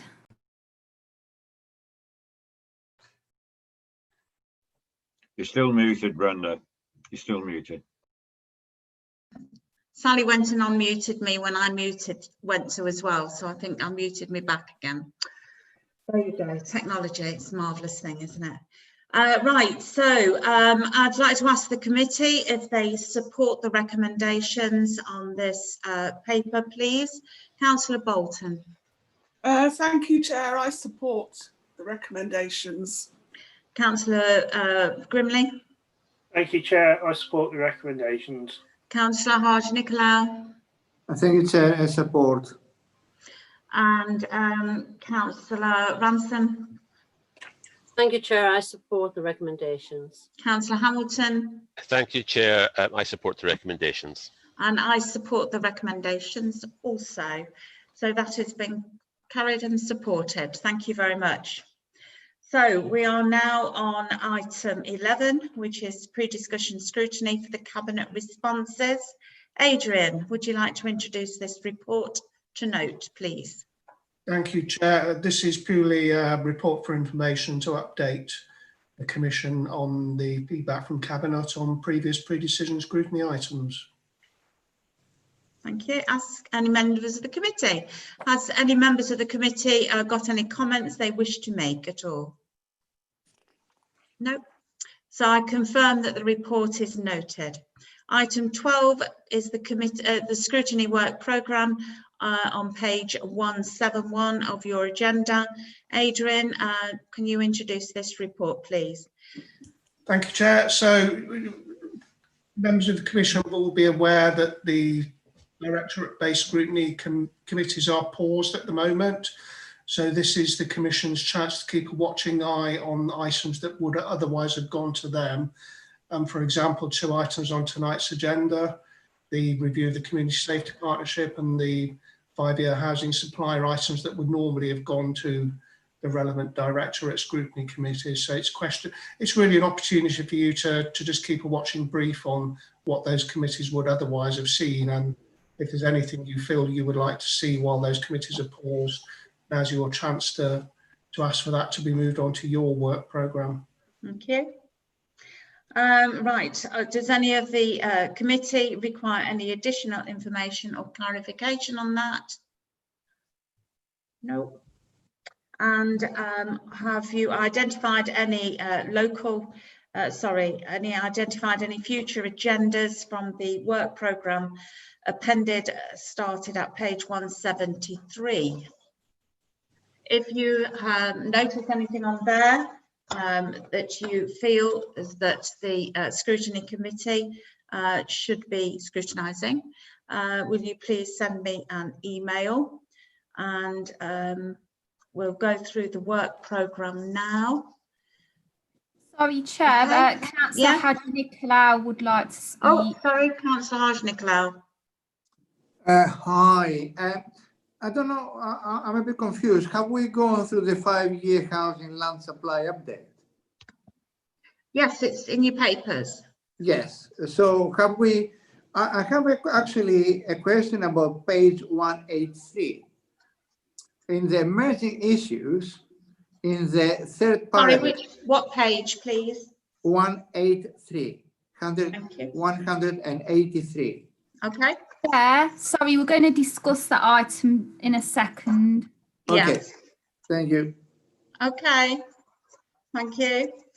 So if there's anything on the forward committee decisions and the corporate services appendix 1 that you've got in front of you now, the work programme, if there's anything there that you would like to discuss at the scrutiny committee at another time, please let me know.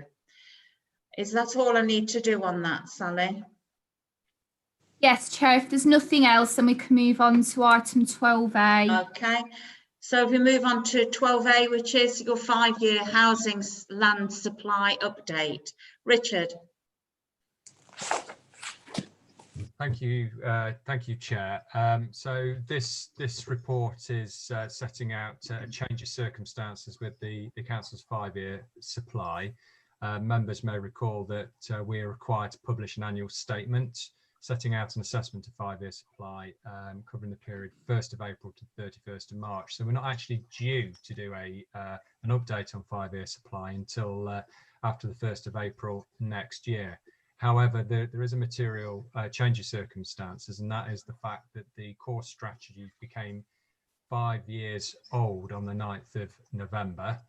And that means that for planning purposes, the plan is considered to be out of date in the sense that the policies are more than 5 years old. And in those circumstances, housing land supply reverts from being measured against the housing number in the plan to being measured against the standard methodology.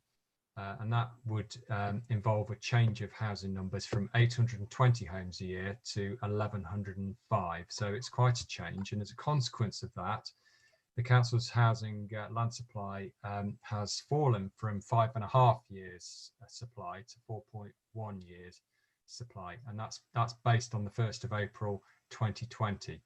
So the report sets out the change and the implications of that. And for decision making, that means that there is now a presumption in favour of sustainable development unless adverse impacts of granted planning permission would significantly and demonstrably outweigh the benefits when assessed against the policies in the NPPF taken as a whole. So it is a changed situation, and members are advised that obviously the council is doing what it can to get in place a new local plan, and that you may be aware that a report is planned to be brought to the Cabinet in the new year, setting out proposals for a new local plan to be submitted to the Secretary of State for examination following consideration by Council. Happy to take any questions, Chair.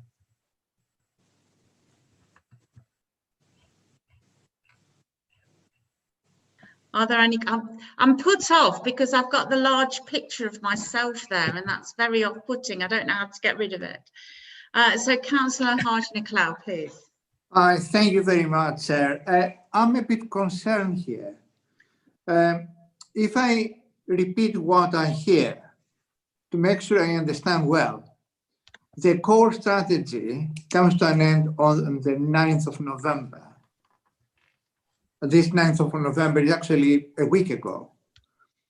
And there is actually a plan to go with a new local plan or a new core strategy sometime the new year. So practically we have actually a gap here, a limbo period between actually the expiration of the previous plan until the new plan. And in this context, we go to page 183 in emerging issues, paragraph 3, and as already Richard said, during this period, applications, developments, new application for developments will be treated favorably unless they contradict elements of neighborhood plans. Do I understand correct? Richard. Through you, Chair. You're nearly correct, Councillor. Not quite, but let me see if I can help your understanding. Yes, so please. The first thing is that the core strategy doesn't end on the 9th of November. It just means that the policies for controlling housing are not considered to be up to date. So that's the first thing to say. And in those circumstances, the National Planning Policy Framework says there should be a presumption in favour of sustainable development unless the adverse impacts of granted permission would significantly and demonstrably outweigh the benefits. So it's a shift in emphasis from what we've had before.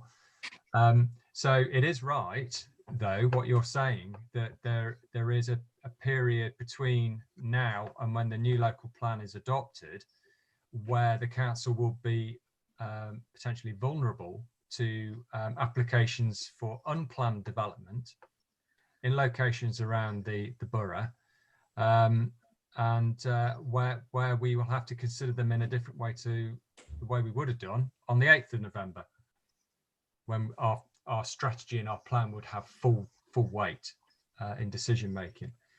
Now, the issue with neighbourhood plans is slightly different. What the plan says about neighbourhood plans is that where a neighbourhood plan is less than 2 years old, and while the council can demonstrate a 3-year housing supply and sufficient housing delivery, then if the neighbourhood plan contains policies and allocations to meet its identified housing requirement, then the adverse impact of allowing housing development that conflicts with the neighbourhood plan is likely to significantly and demonstrably outweigh the benefits. So it's if you've got a neighbourhood plan that is less than 2 years old, you look to a 3-year supply rather than a 5-year supply, then potentially, if the circumstances are right, you've still got a layer of protection for those places that have those plans that fall within that category.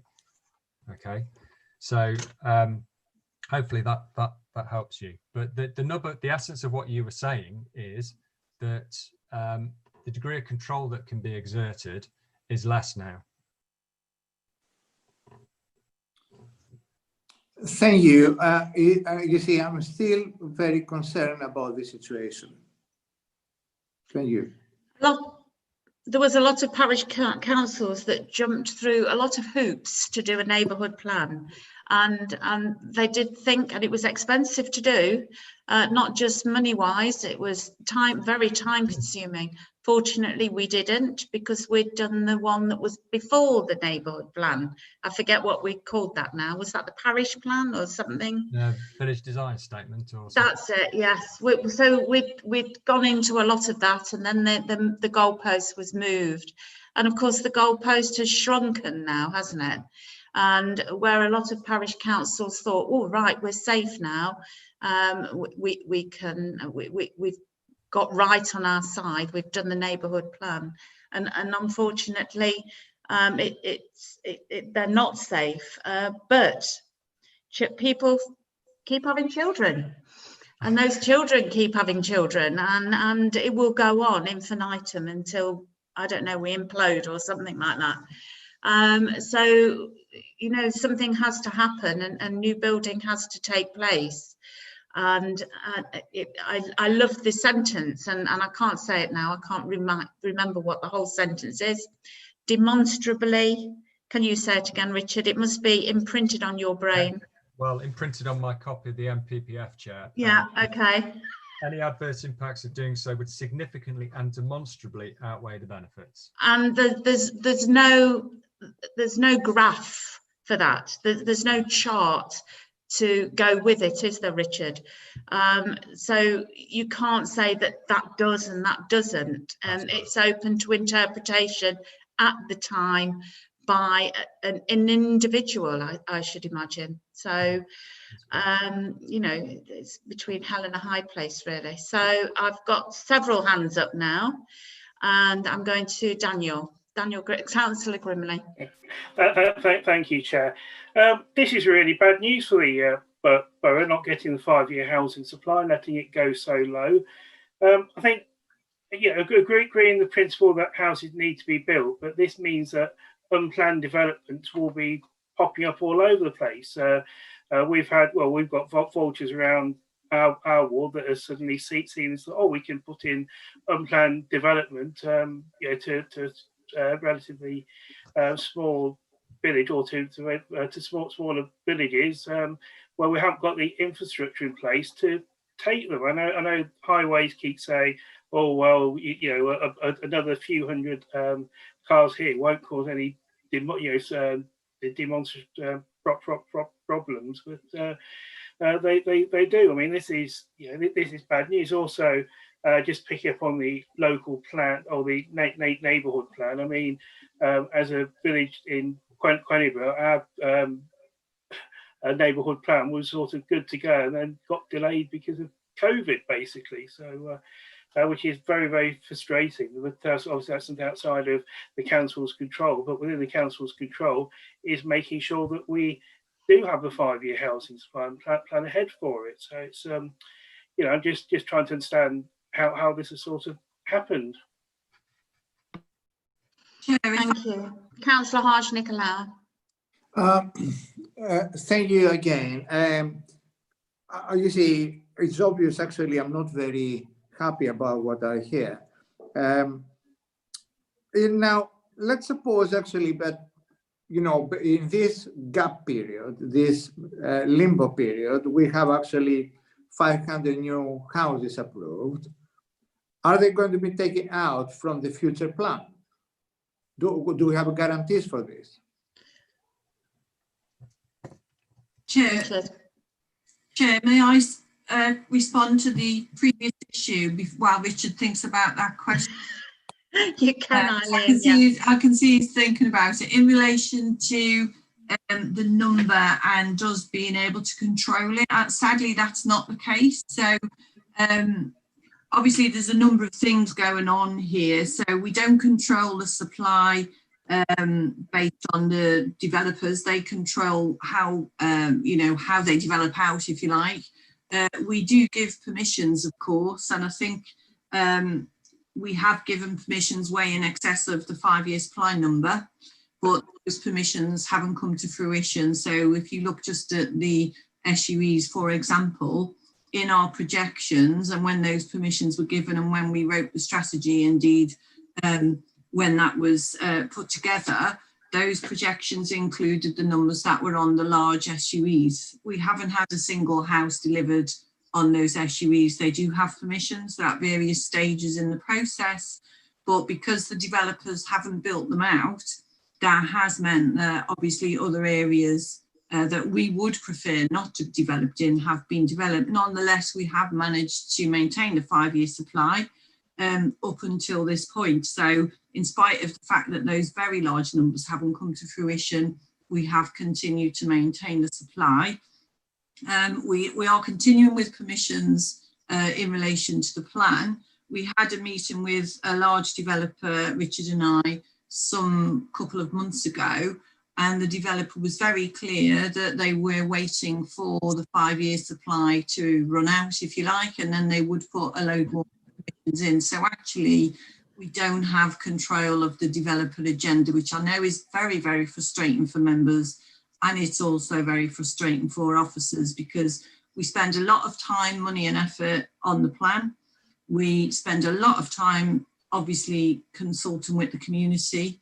We are at the process now of doing this with another plan, but we do know that, you know, and I'm a non-planner, so I can kind of speak in language that you will understand, hopefully, but we do know that even when we put a new plan in, I wouldn't say as soon as it's in, it goes out of date, but something will change somewhere that will affect our delivery of that plan. And that will either be something the developers choose to do or not to do. So in the case of the current plan, they chose not to deliver the SUEs in accordance with what they actually said themselves at the inspection. And for those who were involved in that at the time, you know, the developers that we put their large schemes in gave an undertaking at the inspection that they would deliver. They've singularly failed to do that in spite of our best efforts, but we cannot make them do it, sadly. And the other thing out of our control, of course, is the shift from central government in terms of policy. So you've heard from Richard tonight that the calculation has changed around our housing need figure. And again, that is something that we simply are not able to control. So those things unfortunately do mean that the impact on us as a borough and individual areas within the borough could be negative if you look at it from the perspective of the developments going in places where we would rather not see them. And I agree with Councillor Grimley, it is an issue we have raised time and time again. We do respond to every shift in central government policy through the cabinet and through our own officer responses. But the way the planning system works, it simply does not allow us to control the 5-year supply. So I just wanted to make that clear, Chair. Hopefully that does help a little. Thank you very much. And of course, I've got the SUE in Thurmaston, and it's only last week that they actually put some Harris fencing up.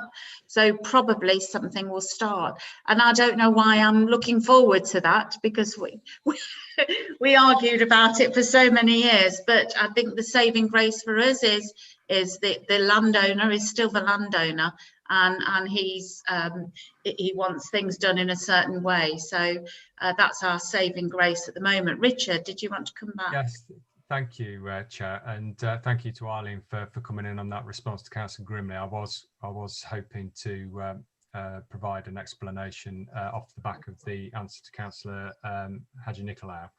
And I think Councillor Hadji Nicolau was talking about the stuff that's completed from now on. Does that come off our housing target? And the answer to that is yes. So the target is set by the standard method, and you know, it's increased our numbers. So anything that we approve now will go towards meeting that target. But the target is much greater than the 820 figure in the core strategy. So we've got to sort of run faster to try and hit the target now. Councillor Grimley, do you want to come back? Yeah, thank you, Chair. I think it's frustrating that we hadn't got I don't know whether legislation had changed or not. Perhaps can enlighten me. But we hadn't got a shall we say a oven-ready replacement plan in there. I know that you know. I think look at plan development. I appreciate that the SUE that's in half in my ward in Quenibra has not gone ahead, and that is frustrating that it isn't being built. But I suppose could we not have a oven-ready plan ready to go a lot earlier? I'll let Richard do the detailed answer on that, if I may, Chair, but I do chair the Local Development Plan Board, and I will say that it probably takes 3.5 years to do a new plan because of the system, the process that we've got. So, you know, not least the drafts, the numbers, the evidence base takes that long. So as soon as you get to the plan stage, your evidence starts to deteriorate, sadly. So the process doesn't allow a quick turnaround, and it is one of the things that's in the government's proposed reforms of the planning system, is to try and make the process to provide a new plan a lot shorter. I think they're talking about 18 months in the new legislation. But under the current system, and Richard will give you the technical answer, and I'm just giving you the layperson's answer. Under the current system, it takes a very, very long time to gather your evidence, do the public consultation, evaluate the sites, get your local experts in, even though we are doing a lot of that now collectively with our colleagues across the county. So, for example, we pay for a number of studies collectively that we each have to do to try and ease the burden of that. It still takes an extremely long time to go through a local plan. And basically, we are almost on a non-stop treadmill with it. So almost as soon as we've approved one, we do start on the next one. The new legislation may well help us to go through that process more quickly. But there are so many hurdles to go through.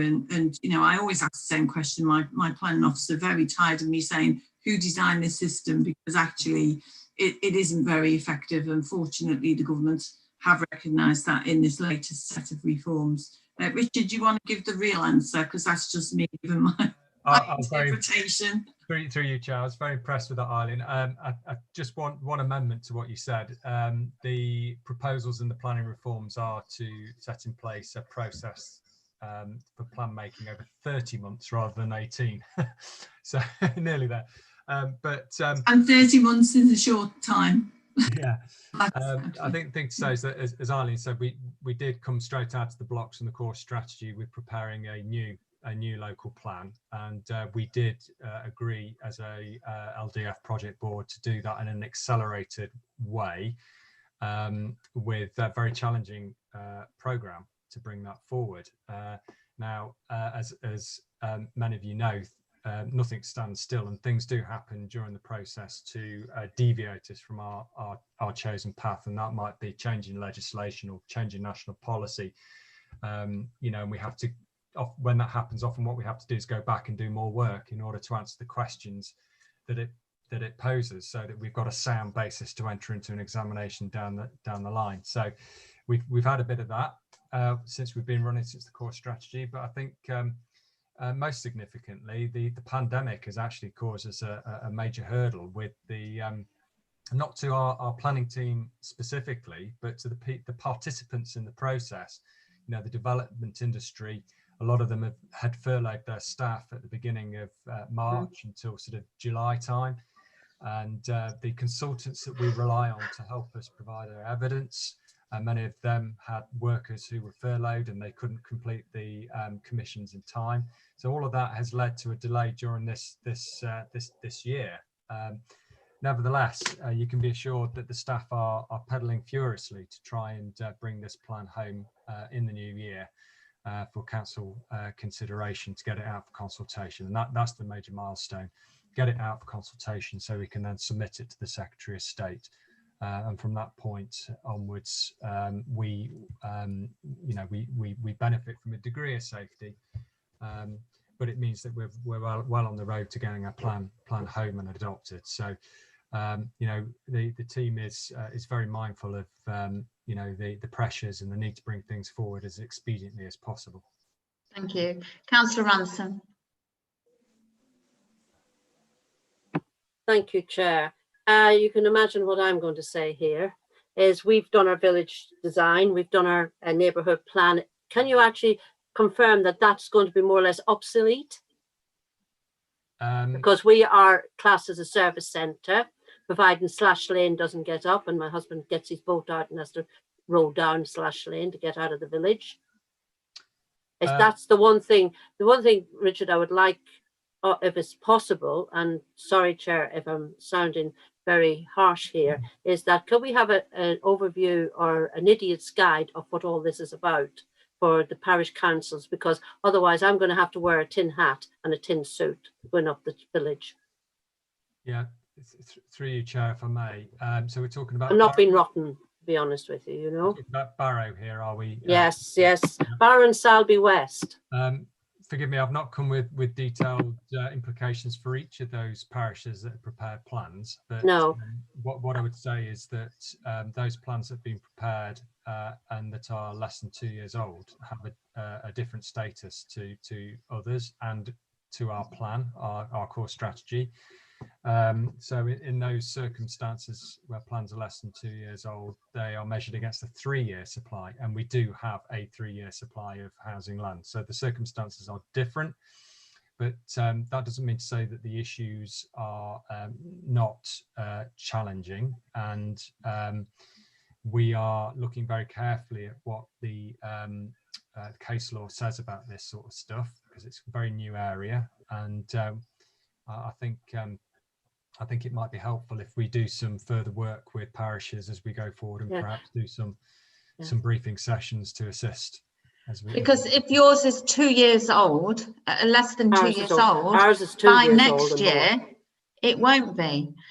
So probably this, does that mean, Richard, somebody under 2 years old neighbourhood plan is okay now, but next year it doesn't fit in the 2 year, does it?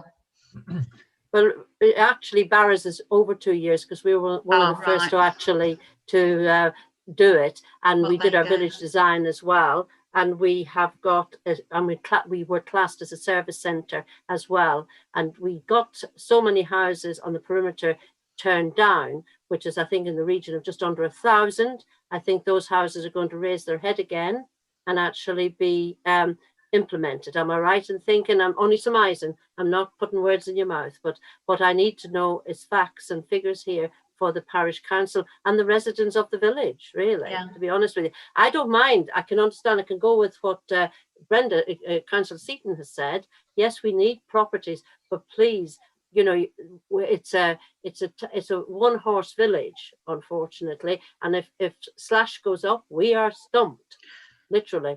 I would think what we need to do is put pressure on the builders to actually do a bypass. And that's what will alleviate all the problems here, and nobody would worry. Right, we'll let Richard say something if he wants to say something to that, or can do. I'm not going to be drawn on whether Barrow is safe or not. I don't think that would be right. No, I'm not asking you to do that. Just because there's a presumption in favour of sustainable development, it doesn't change the statutory nature of a neighbourhood plan. It is part of the development plan and is the starting point for decision making. The question is here whether the policies in the neighbourhood plan and the core strategy are up to date for of those decision making rules. And I think the difficulty with this is that the policy situation, whilst that's quite clear, some of the implementation of those policies are less than clear, and there's quite a lot of case law around this stuff that we need to understand on a case-by-case basis. So can you assure me that you're going to come and speak to all the parish councils there, all of them, on once you've got your thing together? I think that would be immediate. Can I suggest that from this, sorry, Richard, cutting you off. Can I suggest that from this, that we formulate a recommendation that the parishes are kept up to date or informed, if that's something we can do, Sally? Yes, Chair, you can do that. Do you want me to propose that, Chair? I don't think we have to propose it, do we, Sally? Sorry, Chair, can I? Yeah. You are permitted to make recommendations to council or to cabinet. Yeah. I'm not sure I mean, you can suggest to an officer, but you can't make a recommendation to individual officers? Oh no, we're not to the officer, no. But so we'll note the report, but as a recommendation to keep the parish councils informed, especially those that have completed their neighbourhood plan and are very reliant on the fact that, you know, we're safe. And the I assume you're making that recommendation to Cabinet, Chair? Yes. So I'll make the recommendation. So do you want to second it, Pauline? Yes, I'm quite happy to second it, Chair. Are we all right with that? Yes. Yes. Yes. Is that suitable, Adrian? Just a thumbs up? I'd feel happier, Chair, if we actually had a bit of work. That's it. Councillor Bolton. Yes, I'm in favour, Chair. So, sorry, Adrian, you were about to say something. Yeah, could you clarify the wording for the minutes and actually for us to report something to Cabinet with a reason as well? I would like to make a recommendation to the Cabinet that the parish councils are informed as to the implications this of the short housing supply update has on the parish councils that have formulated a neighbourhood plan. Is that all right, Sally? Yes, I've got that, Chair. Thank you. Okay. Right, Councillor Bolton. Yes, Chair, I'm in favour. Thank you. Councillor Grimley. Yes, Chair, in favour. Councillor Haj-Nicolau.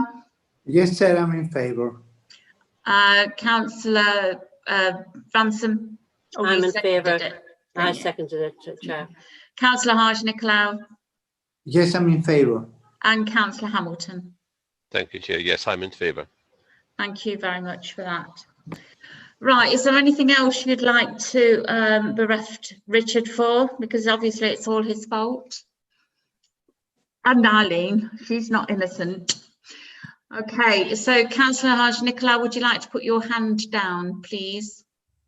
Oh, it's still up. I'm sorry. I think so. Sorry. Okay, thank you very much, Richard. Thank you very much, Eileen, and good night. Thank you, Chair. Thank you. I'd like to, sorry, 12B was discussed at the first agenda. So I'd like to go on to item 13, which is Scrutiny Commission Work Programme. Adrian. Thank you, Chair. So this is the work programme of the Scrutiny Commission yourselves, setting out forthcoming meetings and items of the programme for those meetings. You also have the plan of key decisions if you want to think about selecting items from that for potential future pre-decision scrutiny. And just to note, I understand that the special meeting that was scheduled for the 4th of January is now going to be delayed until March. Yes, it's going to be delayed to the 8th of March. Is the committee okay with that? Okay, is that sufficient, Sally, or do we need to vote on that? No, that's okay, Chair. Thank you. Thank you very much. Thank you. And also on our the work programme, forward work programme, there is an item on Bedford Square, which will now be discussed. When is that put off to? Sally, I've forgotten. That's the next meeting, Chair, so the 7th of December. The 7th of December. And that is, well, I've forgotten the reason, but that is because that is, and that'll do. So we will be discussing that. Colin, can you remember why? Afraid not. Oh, well, there you go. That's made me feel an awful lot better. I bet Adrian can, though. Clarify, Chair, it's been delayed for Cabinet, so the report obviously won't be available for you to consider this time round. So I was just testing Colin, really.